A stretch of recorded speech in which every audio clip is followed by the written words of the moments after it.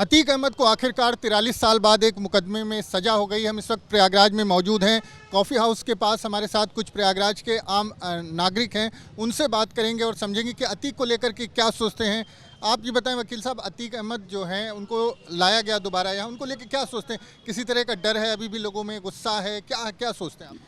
देखिए, अतीक अहमद के मामले की बात करेंगे तो जिस तरीके से इतने दिन के बाद आज अतीक अहमद सजा याफ्ता होते हैं, आम जनमानस में कहीं ना कहीं सुशासन को लेकर बड़ा जो है सकारात्मक पहल है कि न्याय मिलेगा, आज नहीं कल मिलेगा। माननीय न्यायपालिका जो है अपने स्तर से ट्रायल कर रही है, विवेचना कर रही है, सारी चीज़ें कंक्लूजन लेकर सजा याफ्ता उनको बनाई।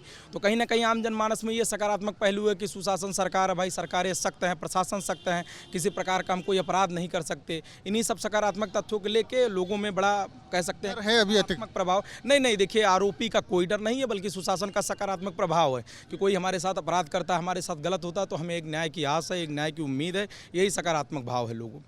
सजा हुई है तो उसको लेकर के एक लोगों में विश्वास जगा। हाँ, विश्वास, मानिए न्यायालय में विश्वास जगा कि 42 साल बाद जो है, जैसे जो तमाम चर्चाएं हुई, तमाम जो अफवाहें हैं, इन सब को लेके आज माननीय न्यायालय ने उनको सजा याफ्ता किया, दोषी करार दिया। ट्रायल सारी चीज़ों को लेकर समरी करके जो है अंततः लोगों में एक सुशासन का सकारात्मक जो है कह सकते हैं कि ऊर्जा है, सकारात्मक मतलब विश्वास है कि हाँ ठीक है, आज नहीं तो कल न्याय होगा हमारे। आप क्या कहेंगे, क्या अतीक को लेके कोई डर अभी भी प्रयागराज में लोग? नहीं, कभी भी डर कोई नहीं था, ना आज है और ना आगे रहेगा। पहला चीज़, कोई डर कोई भय नहीं है। जो न्यायिक कार्य चल रहा है, जिसमें सजा याफ्ता हुआ है, अब उसको चैलेंज करेंगे लोग हाई कोर्ट में, ये सब ये अलग अलग प्रक्रिया है। यहाँ समाज में अब शासन प्रशासन से न्याय की गुहार लगाया गया, न्याय दिया गया है, न्याय और ये अनवरत चलता रहेगा। जो भी न्याय लीगल रेमेडी होगी, जिस पक्ष को उस पक्ष को मिलेगा।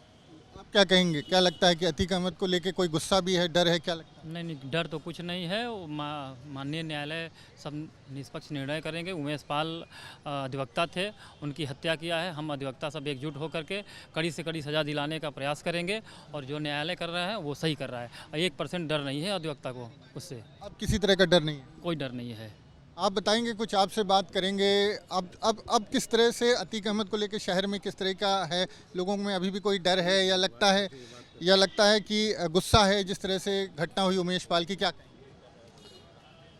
शहर के अंदर अमन चैन रहे, आम जनमानस की सोच है और ये इस तरह घटना घटी, इससे लोगों के अंदर आक्रोश बढ़ा। आक्रोश इस बात का था कि सरेआम उमेश पाल की हत्या होना, इस बात का आक्रोश था कि सरेआम उस तरह उसको मारा गया, ये नहीं होनी चाहिए थी। कहीं ये संदेश गया कि शासन या प्रशासन यहाँ कमज़ोर तो नहीं है। इस बात का लोगों के अंदर आक्रोश था और वो सामने आया। शासन और प्रशासन जिस मुस्तैदी से और तेज़ी से अतीक अहमद के ऊपर या उसके लड़कों के ऊपर कार्रवाई किया, उससे अमन चैन लौटा है। किसी तरह का डर नहीं? किसी तरह डर नहीं है, ये आम जनमानस की सोच है।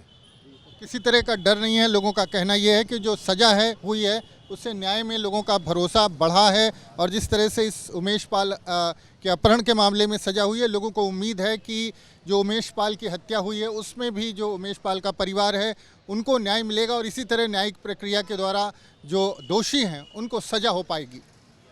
वीडियो जर्नलिस्ट विवेक श्रीवास्तव के साथ मानवेंद्र प्रताप सिंह, न्यूज़ नेशन, प्रयागराज।